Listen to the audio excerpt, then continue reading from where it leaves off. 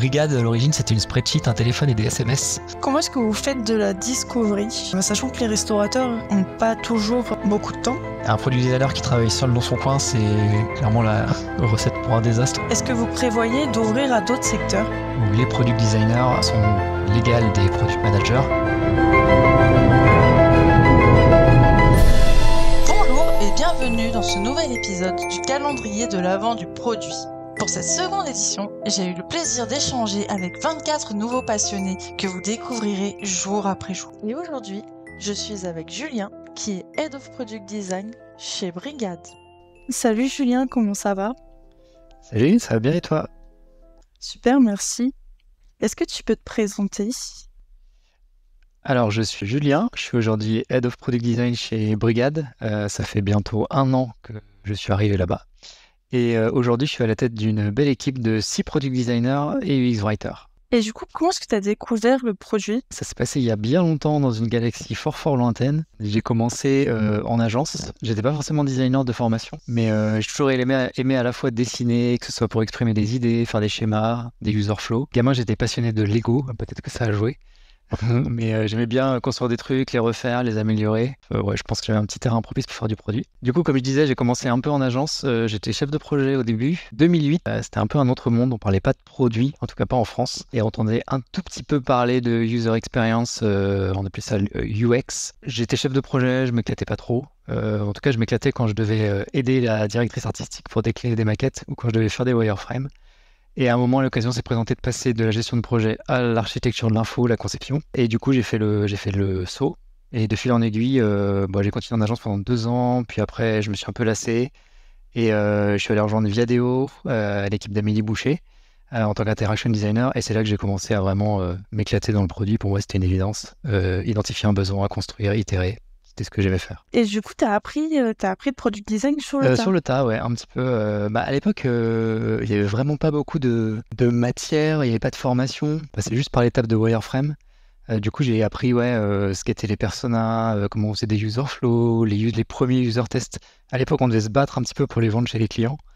Donc ouais, j'ai un peu appris tout ça au fur et à mesure. Est-ce que tu peux m'expliquer quelle est ta mission? Alors, ma mission en tant que Head of Product Design, ça va être de m'assurer que l'équipe déjà est sur les bonnes priorités, travaille bien ensemble avec les bonnes personnes et organiser un petit peu tout le travail de l'équipe. Donc, on est aujourd'hui 7 avec moi. Et c'est une équipe qui s'est vraiment beaucoup structurée au cours de ces 12 derniers mois parce que quand je suis arrivé, il y avait 2 product designers et on était vraiment sur une logique client-fournisseur. C'est-à-dire que les product managers allaient faire des demandes finalement au product design qui allaient produire des mock-ups. Et là, aujourd'hui, on a complètement changé. On est dans une phase où les product designers sont l'égal des product managers. Ils travaillent en binôme. Et maintenant, on a même introduit du coup la notion de quartet avec les techs, du coup, qui travaillent également d'égal à égal avec les product managers et les product designers. Et du coup, tu peux m'expliquer comment fonctionne le produit chez Brigade? Alors ouais, ça a pas mal évolué depuis que je suis arrivé. Notamment récemment, on a mis un peu plus de structure et on a organisé ce qu'on appelle des campagnes. Donc en fait, les product designers, product managers, accompagnés également des dev front et dev back, sont tous ensemble à 4, ça forme un quartet on dit, sur une campagne qui a un objectif ambitieux à 9 à 12 mois. Ce que je veux dire par ambitieux, c'est qu'on est sur des choses hyper stratégiques sur lesquelles on va demander à chaque quartet de faire à la fois de la recherche, de tester des choses, de shipper des nouvelles fonctionnalités. Donc c'est des formes de mini-squad, même s'ils ne sont pas limités à travailler qu'avec les personnes de leur quartet. Ils peuvent faire appel à des renforts d'autres devs ou d'autres designers par exemple. Finalement, ce qu'on fait, c'est la limite c'est un peu à la limite de l'intrapreneuriat. C'est-à-dire qu'on va demander à chaque équipe de vraiment rechercher son marché, sa vision, faire sa recherche utilisateur et tester un maximum de choses pour augmenter leur confiance avant de réellement construire la feature. Quand je dis test, tu vois, ça va être aussi de tester des choses dans le produit directement. On va faire des landing pages, on va faire des smoke tests, histoire de tester l'appétence. On va envoyer des surveys, des mails pour tester des concepts, des fonctionnalités. On n'oublie pas que Brigade, à l'origine, c'était une spreadsheet, un téléphone et des SMS. Alors du coup, on essaie un petit peu de garder cet esprit, même si on est bien plus outillé maintenant.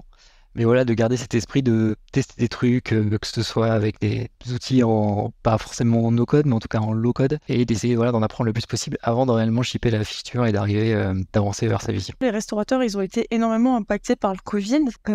Comment ça a affecté Brigade? Le Covid, ça n'a pas été une période facile, hein. C'est une grosse crise à ce moment-là. Mais après, avec la reprise post-Covid, finalement, on voit qu'on a un vrai enjeu avec une crise des vocations dans la restauration et pas seulement, hein, également dans la santé, dans le médico-social. Nous, notre réponse à ça, c'est en fait de permettre à ces deux industries de continuer à maintenir leur activité avec des professionnels qualifiés et avec des talents qui vont évoluer autour d'eux, peut-être leur permettre de se rencontrer en fait. Parce qu'on se rend compte que finalement, il y a beaucoup de talents qui n'ont pas toujours pu être en contact avec les établissements. Et c'est un peu ce que permet Brigade, leur donner une nouvelle exposition. Ce qui s'est révélé un petit peu avec le Covid aussi, je trouve, c'est que particulièrement dans le cas de Brigade, on est sur des métiers qu'on appelle plutôt des métiers passion, et sur finalement certains métiers où les talents ont été un peu dégoûtés par les conditions de travail, les conditions de rémunération. Et avec Brigade, on essaie de répondre à ça finalement en leur redonnant la main à ces professionnels de la restauration et du soin, c'est-à-dire la main sur les horaires, leur rémunération, sur les établissements avec lesquels ils veulent travailler, pour que vraiment ils puissent exercer leur métier sans vraiment faire de sacrifices. Est-ce que vous faites aussi du conseil pour les établissements? Alors non, on va pas vraiment les accompagner sur du conseil en termes de, je sais pas, par exemple de présence ou de marque employeur.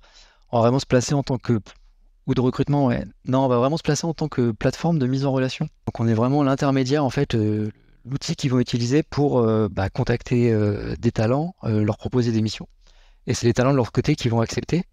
Et au sein de cet outil, de cette plateforme, en fait, ils ont tout un package de services qu'ils vont pouvoir utiliser pour gérer la facturation, gérer la préparation à la mission, gérer tout un téléchargement de documents légaux qu'ils vont pouvoir également fournir aux administrations, etc. On n'a pas vocation forcément à faire du conseil, on va dire, en recrutement. On est vraiment juste sur de la mise en relation.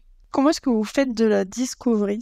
Sachant que les restaurateurs n'ont pas toujours beaucoup de temps, même les cuisiniers.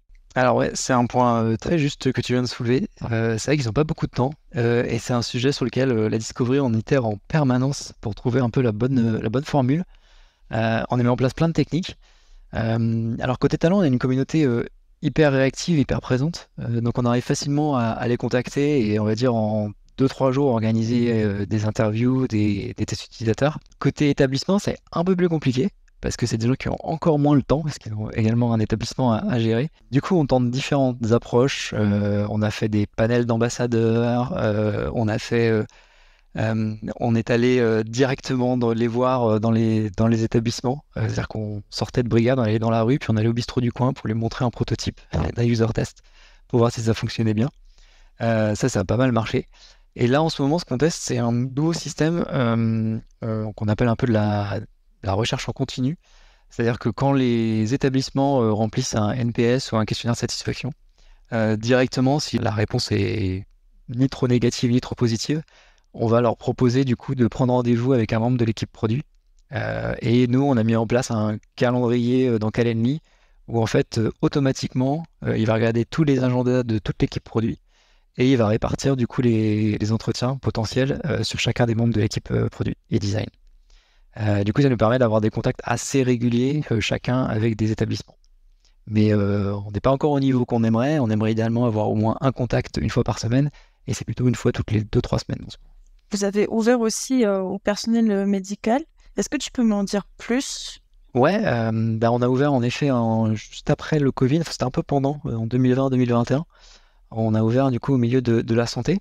Ce qui a été assez surprenant, c'est que finalement le produit fonctionnait assez bien, sans trop d'adaptation. On n'a pas trop de changements à faire dans le produit pour s'adapter au secteur. Au final, on y retrouve les mêmes soucis de staffing, de fidélisation des professionnels que dans la restauration. Et même des fois, par certains aspects, c'est un peu plus naturel pour les établissements de santé de passer par des professionnels à leur compte. Parce qu'en fait, ils ont déjà l'habitude un petit peu des remplacements, des vacations. Il y a le statut d'infirmier libéral qui existe depuis très longtemps. Donc on n'a pas trop eu de problème à adapter le produit. On a plus eu un problème à se faire connaître parce qu'on avait des concurrents assez établis. Mais aujourd'hui, c'est un secteur assez porteur et c'est le deuxième secteur, même quasi ex aequo, avec la restauration chez Brigade. Est-ce que vous prévoyez d'ouvrir à d'autres secteurs? Alors pour l'instant, non, pas forcément. On a une approche où on essaie de vachement se concentrer et d'éviter de se disperser sur différents marchés, différents secteurs, différents pays également. Donc là, on essaie plutôt de se focus et de se concentrer. Aujourd'hui, on est dispo en France et en Angleterre, et même au sein de la France, on n'est pas dispo dans toutes les villes. Donc on a vraiment une approche très locale. Aujourd'hui, on va être dispo à Lille, à Marseille, à Lyon. Mais voilà, on va pas être dispo dans tous les départements français, dans toutes les villes de France. Parce qu'on préfère vraiment se focus et lancer une ville et le faire correctement avant de lancer dans d'autres endroits. Est-ce que, en ayant une approche très locale, vous risquez pas de faire entrer un concurrent qui sera beaucoup plus agressif sur le territoire? C'est un risque, mais au final, on se rend compte que c'est une industrie qui marche vachement au tissu local, en fait. Parce qu'on a besoin d'une communauté de talents qui est implantée localement, on a besoin d'une communauté d'établissements aussi. En fait, c'est une logique un peu de réseau. Donc, garder finalement une approche nationale d'un coup et pas travailler les différents réseaux locaux, c'est un peu dommage. Donc, pense pas que ça fonctionnerait. Donc, on préfère garder notre approche. Ça ne nous empêche pas qu'on voudrait tester d'autres choses pour se déployer plus rapidement et plus facilement. Mais pour l'instant, on préfère rester focus. Est-ce qu'il y a quelque chose que tu as appris sur le produit récemment?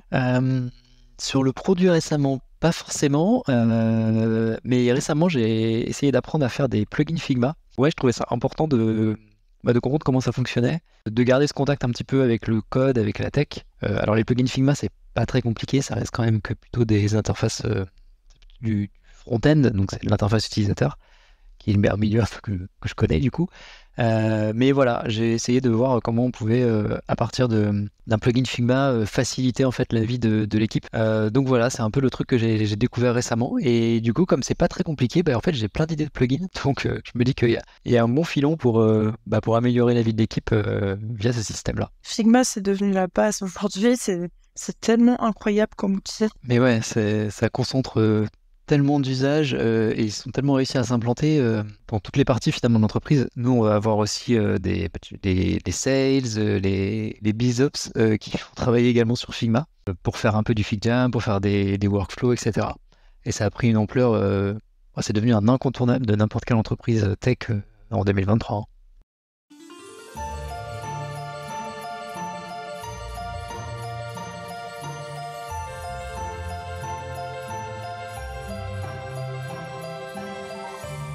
On va passer à la partie 2. Quel conseil tu donnerais à quelqu'un qui se lance dans le produit aujourd'hui? Et qui se lance, je dirais qu'il faut apprendre à douter. C'est un peu étrange, mais c'est un peu le truc que je trouve quand on démarre, notamment parce qu'un peu en France, on va dire, le système scolaire nous forme à ça. On doit toujours avoir la réponse, toujours réciter un petit peu par cœur. Et en fait, je trouve que dans le produit, c'est jamais ça. En fait, on n'est jamais sûr de tout à 100%. Il faut qu'on se prépare à avoir autant d'échecs que de succès.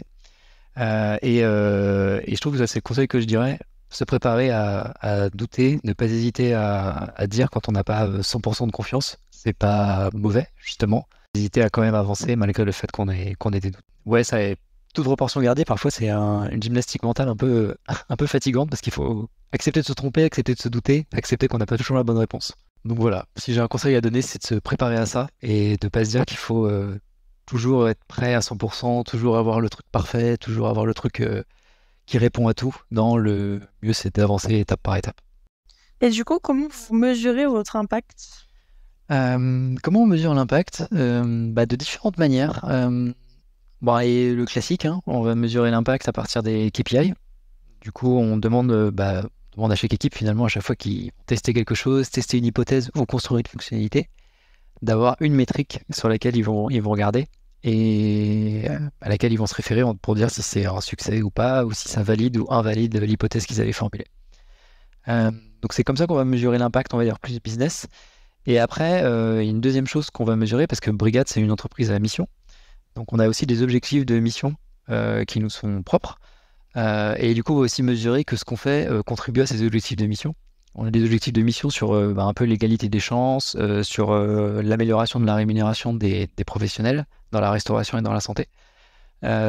Donc voilà, on va essayer de mesurer un peu ça à travers nos objectifs de mission également. Pour toi, qu'est-ce qui fait une bonne équipe produit et qu'est-ce qu'un bon product designer? Une bonne équipe produit, pour moi, c'est une équipe qui fonctionne sur ces trois jambes, on va dire. La viabilité. Est-ce qu'en gros, ce qu'on fait a un intérêt en termes de business? Est-ce que ça va générer de la valeur? Est-ce que c'est un intérêt en termes de mission? Donc, est-ce que sur le long terme, c'est viable et soutenable?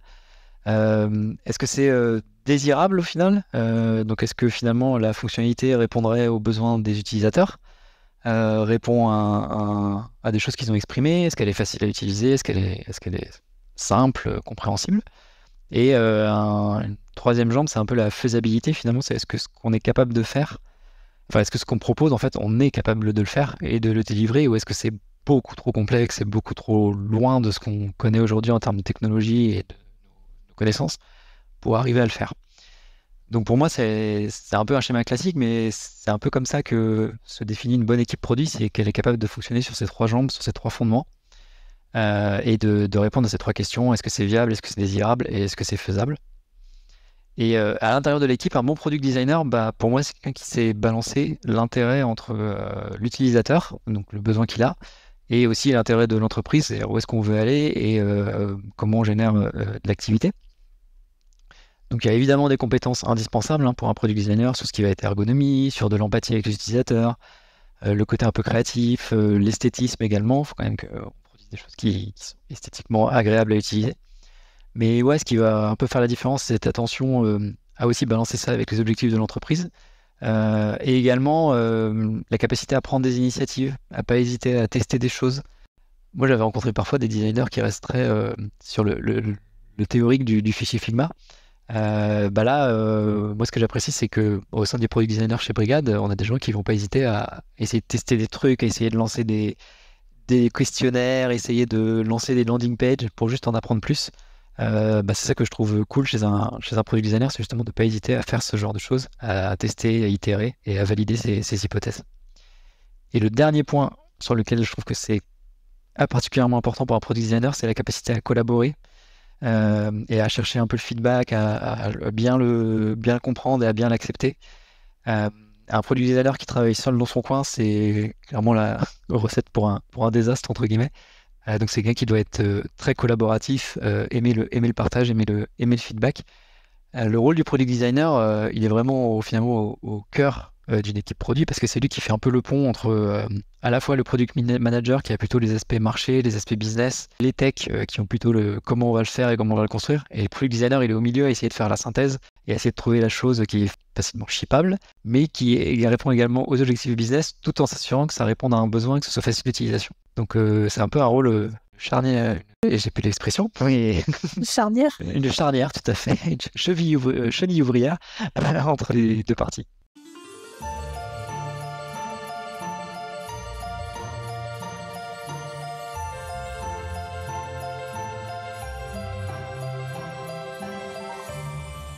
On va passer à la partie 3, le scale d'une équipe product design. Est-ce que tu peux m'expliquer pourquoi tu as choisi ce thème?